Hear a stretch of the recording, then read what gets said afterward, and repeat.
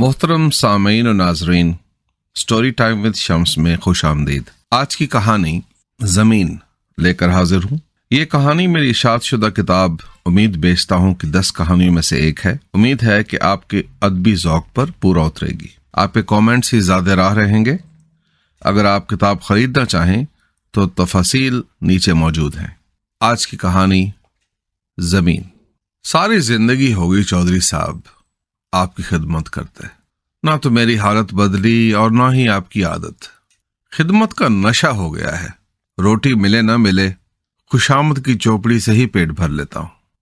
सारी जिंदगी हो गई तुझे इस घर से खाते, ना तो तेरा पेट भरा और ना ही नजर। खिदमत करता है तो उजरत भी तो लेता है। कौन सा एहसान करता है।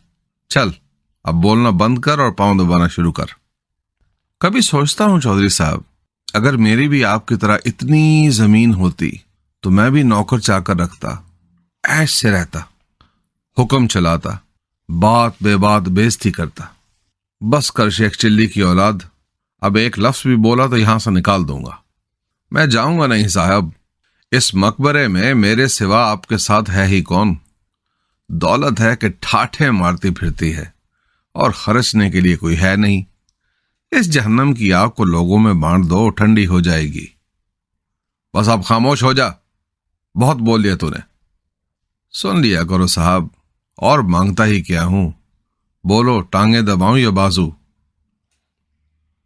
टांगे दबा दे, बस पिंडी वाला हिस्सा। आज बहुत दर्द कर रहा है। रहमे, कल मस्जिद में किसकी फौतगी का ऐलान हो रहा था? कौन मर गया? मासी जल्ला, विलायत पौली की बेवा, ईदगाह वाली गली में रहती है। उसके कफन दफन का कोई इंतजाम किया किसी ने? कोई मसला नहीं सरकार। उसका लड़का सऊदी अरब में होता है, रियाल बहुत भेजता है, बस खुद नहीं आता। हर साल और जमीन खरीद देता है। बड़ी इज्जत हो गई है उनकी, अब कमी नहीं रहे। अजीब रंग है जमाने के चौधरी साहब। जिसकी कमाई की चहल पहल है उसे छुट्टी नहीं मिलती। वो भी आपकी तरह किसी खाली कमरे में अपनी दौलत और मां के आखिरी दीदार को तराजू में रख के बैठा होगा। दौलत का पड़ला भारी ही रहेगा, हमेशा रहता है। ये रिस्क की तलाश में परदेश जाने वाले के साथ कुछ अच्छी होती नहीं साहब। लोग उनकी कमाई को मेहनत की कमाई समझते ही नहीं, उसे जाया करना अपना हक समझते हैं। इन तवज्जो के भूखों को भी शेखी बिगाड़ने की ऐसी लत पड़ जाती है कि कर्ज लेकर महंगे तोहफे लाते हैं और जाली रोब डालते फिरते हैं। जुल्म तो यह है कि माँ बाप भी देसी बच्चों के साथ देते हैं। आपको इफ्तिखार याद है, अच्छू कुमार का लड़का 10 साल बाद पिछले महीने दुबई से वापस आया था। जब माँ बाप से पैसों का पूछा तो बेचारे पे क्यामत ही टूट पड़ी। उसका एक निखट्टू भाई है, उसने किसी फराडिये के साथ कारोबार में सारी रकम लगा दी। शुरू में तो सब अच्छा था, लेकिन 6 महीने के बाद वो फराडिया सारे पैसे लेकर किसी दूसरे मुल्क फरार हो गया। बहुत नुकसान हुआ बेचारों का। जब ये बात इफ्तिखार को पता चली तो उसने बहुत फरियाद की। उसकी माँ ने उसे अपने साथ बिठाया और बोली, जब तुम दोनों छोटे थे और हम बहुत गरीब थे, हमारे पास सब कुछ बहुत कम था। खाना खाते वक्त जब मैं देखती कि किसी एक की प्लेट में सालन कुछ कम है तो दूसरे की प्लेट से निकाल कर उस प्लेट में डाल देती। रात को तुम दोनों के पास एक ही कंबल होता था। मैं रात भर उठ उठ कर देखती तो जिसके पैर नंगे होते दूसरे से थोड़ा सा खींचकर उसके पैर पर ढांप देती। बस इसी सोच से किया जो सो किया। तेरा भाई कमजोर है, नीयत तो अच्छी थी, नतीजा अच्छा नहीं निकला। इसके बाद इफ्तिखार ने कुछ नहीं कहा, खामोश हो गया। सच कहते हैं साहब, गुर्बत दौलत की नहीं, सोच और मिजाज की होती है। अब सोचें, अगर उसने इन्हीं पैसों से जमीन ले ली होती तो दौलत भी महफूज रहती और आज वो जिम्मेदार होता। तू चाहता क्या है रहमे? घूम फिर कर तेरी तान वहीं आकर टूटती है। अपनी जमीन, अपनी खेती, अपना अनाज। जमीन तो मां होती है ना साहब। बदबख्त मां तो मां होती है, खरीदी थोड़ी जाती है। परवान चढ़ाती है, अपने अनाज से सैराब करती है और फिर अपनी आगोश में समेट लेती है। अब तू माँ की कीमत थोड़ी लगाएगा, बोलने से पहले सोच तो लिया कर। جب ہم غریب زمین کی آرزو کریں تو آپ کا فلسفہ شروع ہو جاتا ہے، اور اپنی باری مربے ہیں کہ ختم ہی نہیں ہوتے، اور میں ان مربوں کا مالک بقول تیرے اتنا بے بس ہوں کہ کمی کو چپ نہیں کروا سکتا، اپنی پردیسی اولاد کو واپس نہیں لا سکتا، بس اس عالیشان مقبرے کی حفاظت پر مامور ہوں۔ چل جانے دے، آج کے لیے اتنا ہی بہت ہے، اب تو جا، کل صبح جلدی آ جانا، ایک بہت ضروری کام جانا ہے۔ رحمہ تھکے قدموں گھر روانہ ہوا۔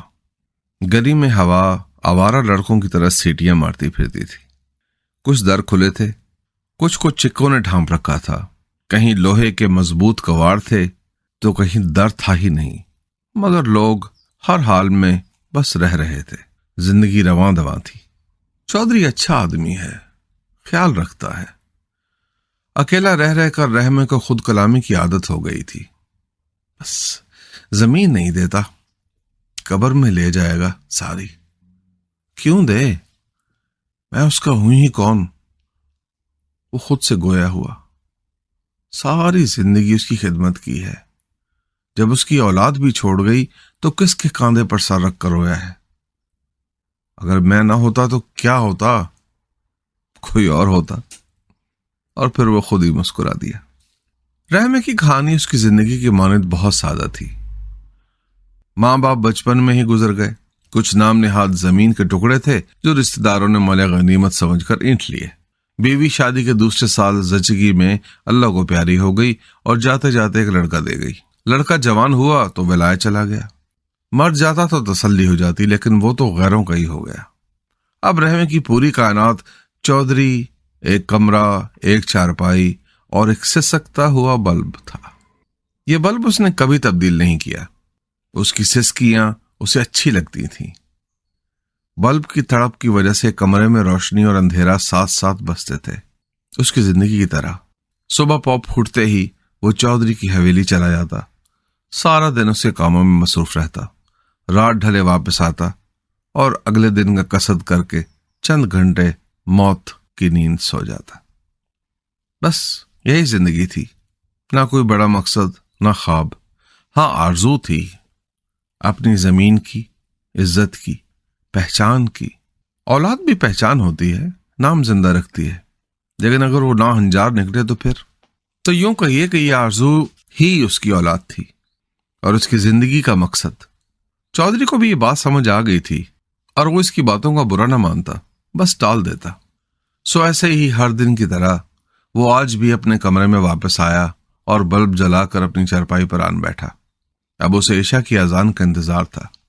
اذان سن کر نماز پڑھے بغیر سو جانا اس کا خدا سے شکوے کا اپنا انداز تھا۔ اذان شروع ہوئی اور وہ لیٹ کر اندھیرے اور روشنی میں غلط ملت ہوتی چھت کو گھورنے لگا، اور پھر اندھیرا ہو گیا۔ رحمے، اٹھ جلدی کر، چودھری صاحب بلا رہے ہیں۔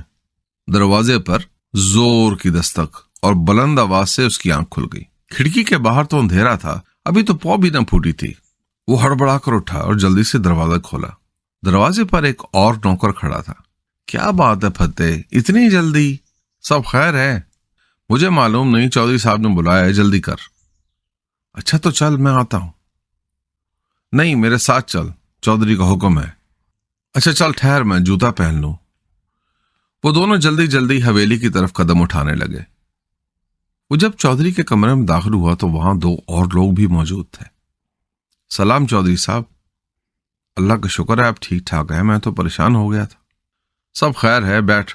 یہ دونوں ساتھ والے پنڈوں کے نمبردار ہیں، انہیں میں نے ہی بلایا ہے۔ اچھا اب میری بات غور سے سن، میں نے کل تیری باتوں پہ بڑا غور کیا۔ تو نے جو یہ زمین کی رٹ لگا رکھی ہے، اس کا میں نے ایک حل سوچا ہے، اور پہلے تو مجھے یہ بتا کہ تجھے زمین چاہیے کیوں؟ اپنی ذات کے لیے یا دکھاوے کے لیے؟ کیوں؟ کیا میرا کوئی حق نہیں ہے کہ میری لوگ عزت کریں، مجھ سے مدد مانگیں، میری چاکری کریں؟ میں بھی تو یہی کہہ رہا ہوں کہ تجھے زمین لوگوں کے لیے چاہیے یا اپنے لیے؟ نہ دینے کے بہانے ہیں صاحب، صبح صبح بلا کر بے عزت کر رہے ہو۔ نہیں، آج تجھے کچھ دینے کے لیے بلایا ہے۔ ड्राइवर से कहो गाड़ी निकाले, हम चारों दरिया के साथ वाली जमीन पर चलेंगे। चारों क्यों साहब? गवाह नहीं चाहिए, कानूनी मामला है। साहब, आप जमीन मेरे नाम कर रहे हैं, वो भी दरिया किनारे वाली? उसकी आवाज में लर्जिश थी और बेयकीनी भी। सबर कर, वहां जाकर बताता हूं। चौधरी उठ खड़ा हुआ। रहमे ने हैरत से उसे देखा और बोला, साहब, आज घुटने के दर्द को क्या हुआ? चौधरी मुस्कुराया और बोला, शायद कोई अच्छा काम करने लगा हूं। वो जब दरिया पर पहुंचे तो अभी अंधेरा था। फजर की अजान अभी नहीं हुई थी। अंधेरे की चादर चाक होनी अभी बाकी थी। वो चारों कार से निकलकर एक पगडंडी पर आन रुके। धीमे पड़ते अंधेरे में कच्ची मिट्टी की महक, लहलहाती फसलों की सरगोशियां, नाले में सिरकते पानी की ससराहट, सुबह सादिक की सदाएं देते हशरात की आहुजारी, पहाड़ों से आए मुसाफिर की मानद समुंदर से मिलने को बेताब दरिया का अरताश से लबरेज सुकूत, हवा और पत्तों की झनकार, दूर कहीं टिमटिमाता हुआ दिया और रहमे की उम्मीद, हर शय ही महवे रक्स थी। ऐसे में चौधरी की भारी आवाज ने बोलता सुकूत तार तार कर दिया। गौर से सुन कि तूने क्या करना है। रहमा फौरन चौधरी की तरफ मुतवज्जे हुआ। अभी अंधेरा है, अभी कुछ देर में पौ फूटेगी, दिन चढ़ेगा तो सब कुछ साफ साफ नजर आएगा।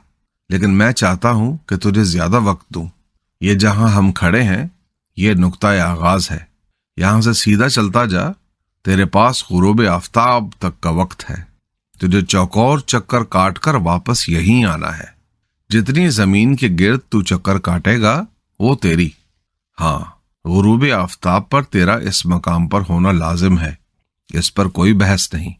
अगर दिन को हिस्सों में बांट ले और लालच न करे तो कोई मसला नहीं। क्या चौधरी साहब, ये क्या बात हुई?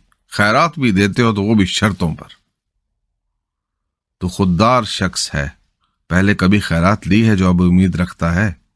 इन बातों में अपना वक्त बर्बाद मत कर, अभी चल दे वरना देर हो जाएगी। मामला भी तेरा है और फैसला भी तेरा। मैं यहां इंतजार कर रहा हूं और ये दोनों हमारी बात के गवाह हैं। आज तक तो मेहनत से कभी कुछ मिला नहीं, लेकिन आज पीठ दिखाऊंगा तो अपना ही राज़न हो जाऊंगा। ये खुशी तो आपको नहीं दूंगा चौधरी साहब, ये कहा और रहमा सीधी जाती पगडंडी पर चल दिया। शबनम में धुली मट्टी की सूंधी खुशबू और मीठी हवा के झोंकों ने उसके कदमों में बर्क भर दी। वो फर्राटे भरता चलता गया। अभी तो दिन चढ़ा भी न था और उसके कदमों ने कुछ हिस्सा जमीन अपने नाम लिखवा भी ली थी। उसकी पतली पतली टांगें चाबुक बनकर जमीन पर पड़ती रहीं और वो चलता गया। खुशहाली, इज्जत और रोशन मुस्तकबिल के ख्वाब शराब बनकर उसकी आंखों में तैरते रहे और वो चलता रहा।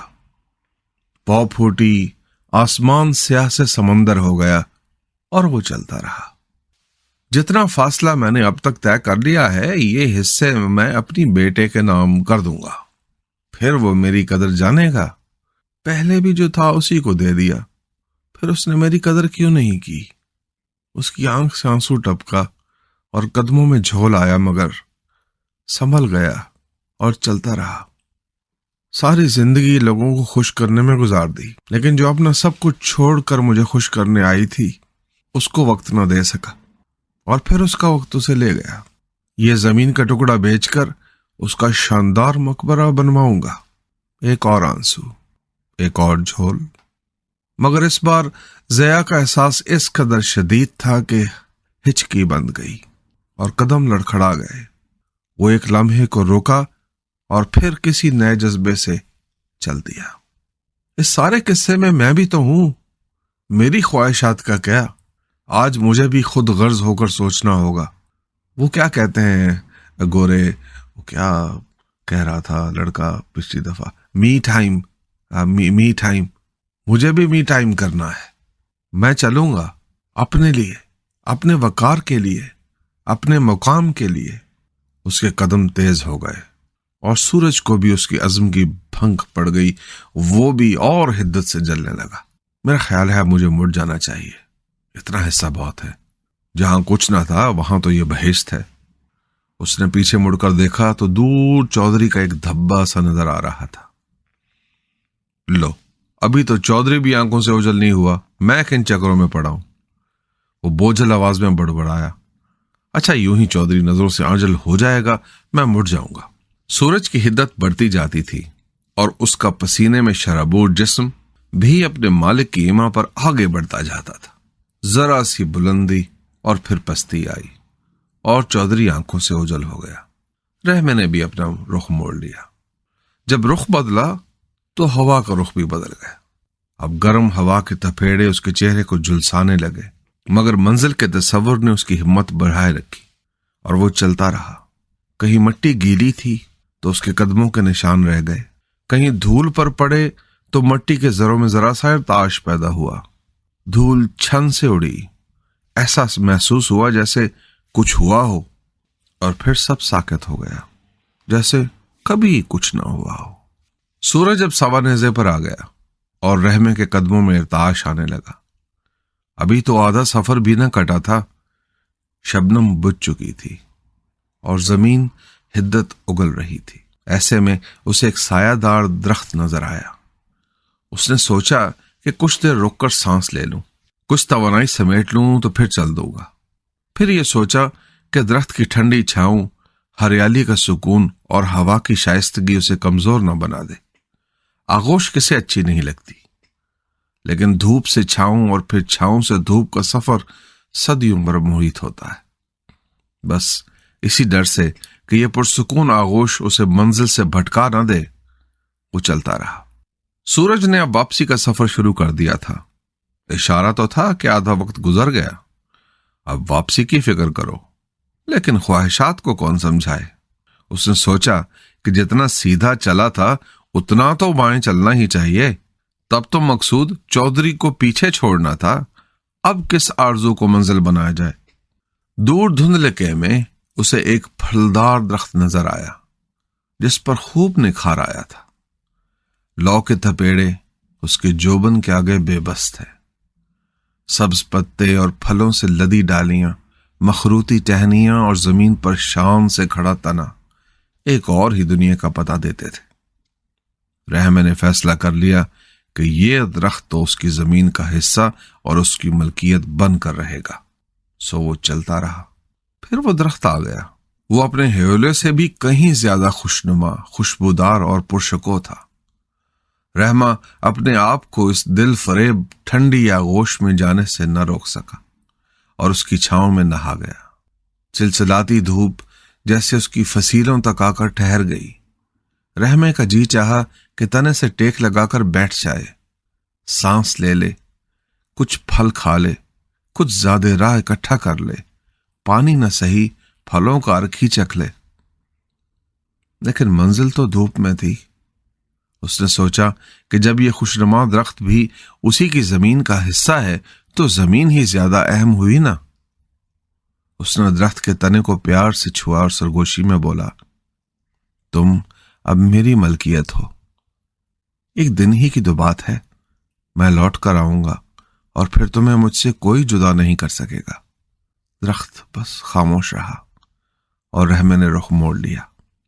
عصر کا وقت ہو چلا تھا۔ اب تو غلطی کی کوئی گنجائش تھی ہی نہیں۔ وقت کم، مقابلہ سخت، ڈھلتا سورج اور منزل دور۔ راستے میں لہلہاتے کھیت، بنجر سیم زدہ زمین، بوٹیوں سے اٹی پگڈنڈیاں، لوہا خوان سروٹے، اپنی مستی میں مگن مویشی اور بیلوں میں روپوش ہوتے حشرات آئے اور گزر گئے۔ رحمہ اسی گمان میں کہ آج دن ڈھلنے پر یہ سب اس کا ہوگا چلتا رہا۔ معلوم متا کے سراب میں اسے اپنے کمزور پڑتے قدموں، سوکھ کر کانٹا ہوتے حلق اور پسینے سے دھندلاتی آنکھوں کا خیال نہیں آیا۔ منزل کو پانے کے لیے قربانیاں تو دینی پڑتی ہیں، کچھ پانے کے لیے کچھ کھونا تو پڑتا ہے۔ وہ خود سے ہم کلام رہا اور چلتا رہا، اور پھر بائیں جانب اسے چودھری کا دھندلا ہیولا نظر آنے لگا۔ اب وقت تھا کہ وہ اپنا رخ بھی موڑ لے، لیکن اس نے حساب لگایا کہ اگر وہ 100 قدم گن کر اور چلے تو اس کے حصے میں کتنی زمین کا اضافہ ہوگا۔ اس نے سوچا کہ اتنے سے لالچ کا تو وہ بھی حقدار تھا، سو چلتا رہا۔